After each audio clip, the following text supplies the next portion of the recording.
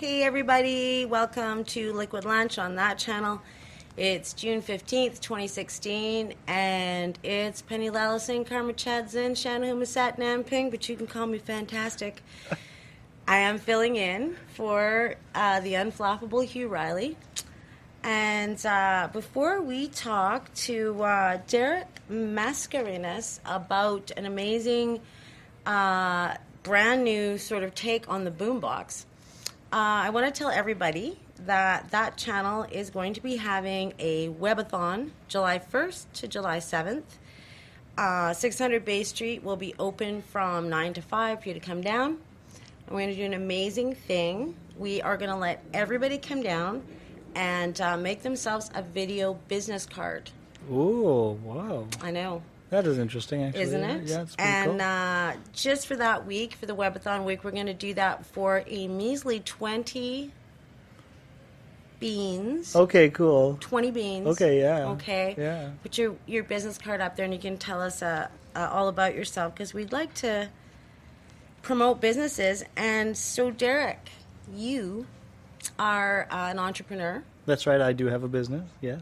Yeah, and you look like kind of a young man. Maybe you're 64. I don't know. I'm young and foolish for sure. That's how I like it, so. Excellent. Yeah. So tell me, how did you, like, we're going to talk about the BoomBox and Mika audio. Yeah. Well, how did you kind of get on the path of business? Well, that's a really good question because I've just not been great at jobs specifically and fitting in frameworks. And so traditional jobs just always kept failing and not really finding what I wanted to do. But I did have a passion. And my passion has always been, boomboxes and audio hardware and little speakers. And my parents will tell you, even from a young age, those have just been all my gifts, Christmases and birthdays and all sorts of stuff. So around about the time I was working in sales in King West and got fired from that job as well. And I met some entrepreneurs at a coffee shop who said, hey, we have this co-working space.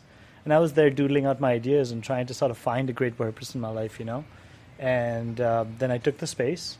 6 months later, incorporated the business after spending that 6 months on ideation and trying to really figure out if I could do this. Ideation. Ideation is, so you take your idea and you discover as much in the real world as you can to try and bring that to fruition, right? So you say, okay, I'm going to sit down, I'm going to make a bunch of steps, and then I'm going to go through those steps systematically to try and to get somewhere, closer to my goal, essentially. And so I incorporated the business, and now it's been about 2 years. This is the second product I've worked on. And even this product sort of just happened to me, essentially. Yeah. It was just sort of a luck of the draw, chance sort of just threw it into my lap.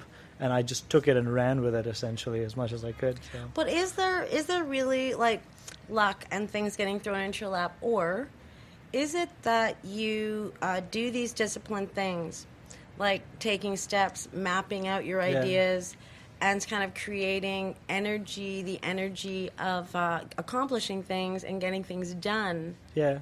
That makes it this space for something like that to fall into your lap as opposed to fall into someone's lap who hasn't already been, I think that energy sort of attracts good things to happen, when you're working on things, whether or not you're getting paid for it or whether or not you're, it's happening. Yeah.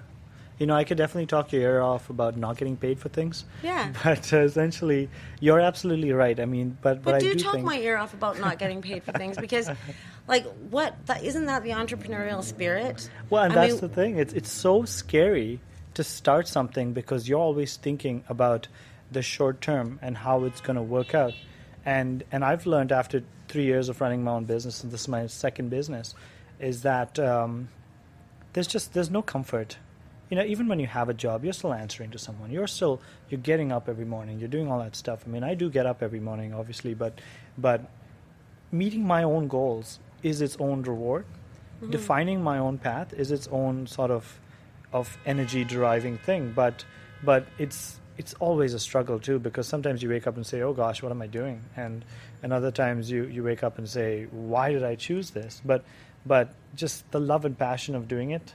I think is what drives me. Like the other night I woke up in cold sweats But I wasn't thinking about anything really that exciting. I was thinking about how these new speakers were going to fit into our final design. And I thought about it for 3 hours from 4 to 7 in the morning. Nice. But I love that, that energy. Yeah. That when you find that is what you got to do, whether you have a way to make money or not right now. Because if you're passionate and if you try and if you aren't going to let people telling you no stop you, you can get there. You can get there. We've seen so many. Canada is a country of really successful young entrepreneurs. Small business, 80% of all businesses here are small businesses owned by families. Excellent. So for the most part, the cards are stacked in your favor. You just have to have that courage, and it doesn't come internally. You build it. Yeah. Yeah. That's great. And I met you at 600 Bay Street at a place called Now, just downstairs here at 600 Bay Street on the 4th floor. Yeah. And that's exactly what they do, is they make space for entrepreneurs to do that. And as a matter of fact, that channel as well, we've got flex desks, we call them, here, where you can come down and have the internet and the photocopier, and just really it's about being in an atmosphere where people want to encourage you to achieve those goals. Yeah. And you know what? Talking to that effect, Now Creative and Daniel, who runs Now Creative, we met through Project Spaces, and those are the guys I knew and where I used to work now before our new office. And I totally agree with you, actually. I think if it wasn't for that network of other young, hungry entrepreneurs, when you come to work and you're not feeling it, but you're seeing other people, quote unquote, killing it, it drives you. Yeah. It drives you. And I think that collaborative energy, I think that's one of the new things that entrepreneurs have that we never had before, was these spaces where you can go as a group and say, hey, how much did you pay for an accountant? Or, hey, did you do X, Y, and Z to get to this goal or something? And you'll have other people give you real answers. Yeah. And it's all from a fostered community of wanting to succeed. So now more than ever, it's a good time to try and go out and do your own thing. Yeah, and find business mentors as well. Now, when I went into downstairs, one of the first things I saw when I went to this networking event, because I heard the music. Yeah. And our tech manager here, who's teching for us today, I love his hairstyle. So. He is the man. He is. We're listening to the music, and he said, hey, it's pretty good sound, but we kept looking around. And then we saw your box. Oh, you guys. Let me show you these. So, plain and simple, what happened with these is that someone gave me an old suitcase. And I'm a biker, and I wanted something to obnoxiously play my music on my bike while I'm riding around, not have the headphones in, which is not really that safe. And so I fitted a couple of speakers, a battery, and a stereo system into this suitcase. Took it to Trinity Bellwoods Park, and people stopped me on the street and said, where did you get that? Where can we get that? But it wasn't saying, hey, that's cool. Where did you get that? And that's a key question that a consumer is going to say to you, is saying, they're showing their intent and saying, maybe I'd buy one if it was available and it was affordable and I liked it, So I just took it from that point on and ran with it. So when I say luck, I guess, maybe that's the wrong word, but I think I took any sign from the universe that this could be something that I could, take that love and passion and then pull it through the ring of fire. And so it's been 8 months now, and we've actually come up with this prototype, which we source all our stuff from Canada. It's all made here. We make them ourselves. You can pick it up. It's very robust. I mean, I just think it's cool. Yeah. It's got some kind of sort of classic 60s style. It looks like it's leather. It is. The handles are leather. We're going to put other leather artifacts on it. This is all vinyl, so that it's waterproof in some sense, water resistant.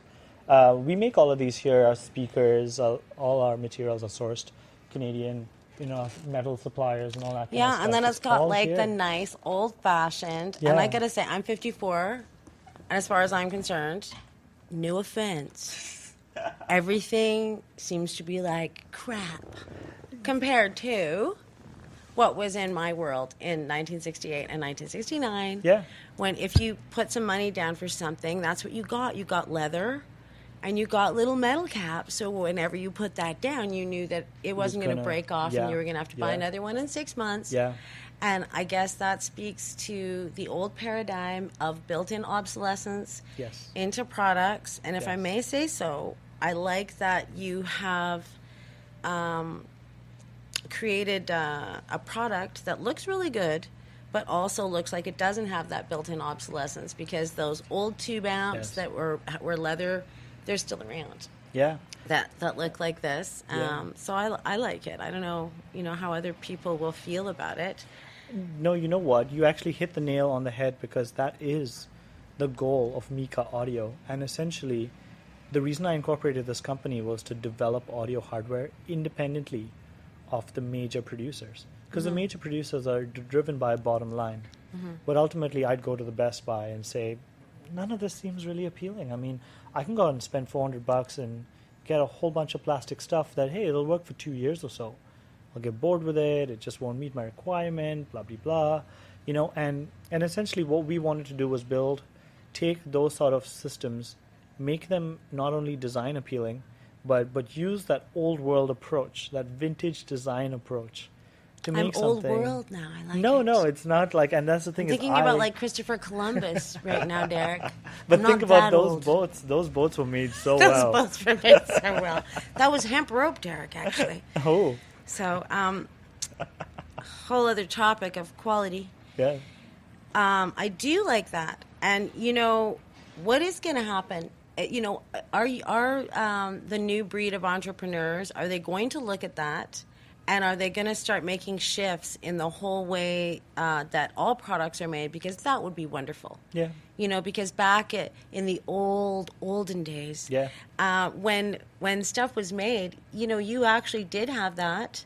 And when your son or daughter went to get their first apartment or whatever, you actually had your old things that you could give them, could like give them, your yeah. old stereo Yeah. or whatever it was. Yeah, and you can still do that even now, and that's the thing is I'm a vintage audio collector myself as well, because it's phenomenal. You can go on Craigslist for $50-$60, get this old stereo that now you'd have to pay $3 or $4 grand in the store to buy something that's same quality, right? Just very, very simple, right?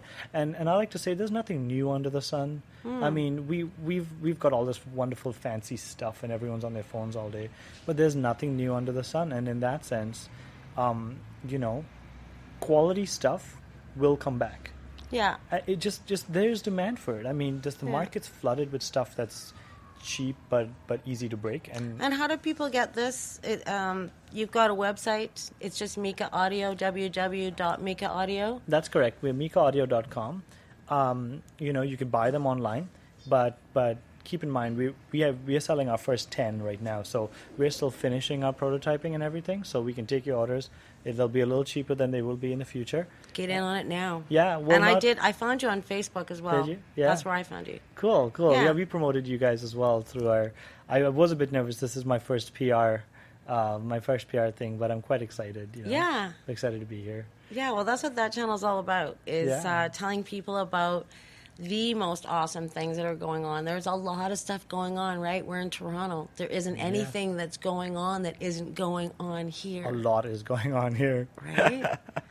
A lot. And I think if people want to go to Trinity Bellwoods on June 20th, there is going to be a conscious gathering there called Reset, Okay. which is really groovy. Yeah. Because I am in Toronto, and there's something going on right now. I don't know if you've ever heard of the Mandela effect, but there's something also called the Lalo effect. Okay.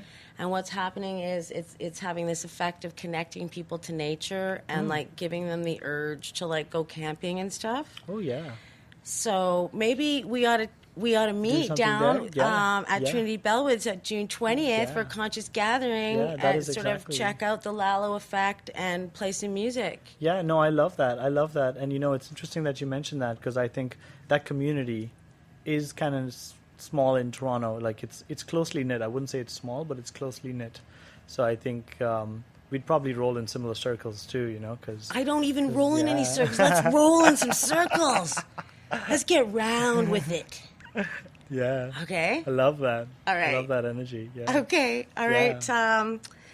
Well, I'm really happy to be here. I think we're going to wind it up. If people For sure. want to get the BoomBox, they just need to go to www.mika.com. Yeah, check us Super out and easy. follow us on Facebook. I mean, like I said, you'd be one of the first 10 people to buy them now. So we could even do things like put your name on it in the metal. So that's sort of the first few people who sort of get involved. Nice. We want to really connect with our audience, and we want people to connect with our whole story, but how we do things. Derek, would you bring your boomboxes down at some point in our July 1st to 7th webathon week? Sure. Yeah. I remember you mentioned that just a little earlier. Yeah. So, I would need a video business card as well. Yes. So I think I'll probably bring my $20 for the video business card. Well, there we go. Could be a good We've idea. already sold our first video business card. More to Yeah. come. All you have to Yeah. do is come on down here, bring your business card. We'll put your business card behind you, and you can kind of walk back and forth. I'll teach you how to walk back and forth without moving your head. Okay? Really? Is that a tough thing to do, or? It is. Well, you can watch old Britney Spears videos if you really want to. I've got it. 1997 Britney Spears. Yeah. She was banging back then. She was. She was. Yeah, now she's just so I think she's a reptilian overlord. I'm not sure. Is that a good Which is thing? also, I guess, it's also sort of noble in its own pursuit, I think so too. Yeah. Anything's a compliment. Yeah. Right? Yeah. Okay, Derek, thank you so much. Thank you for having me. I do All right, appreciate it. for being on that channel. Thanks. And we're going to be back again next time, probably with the unflappable Hugh Riley. Don't forget to check us out and click on the links below. All right, have a great day.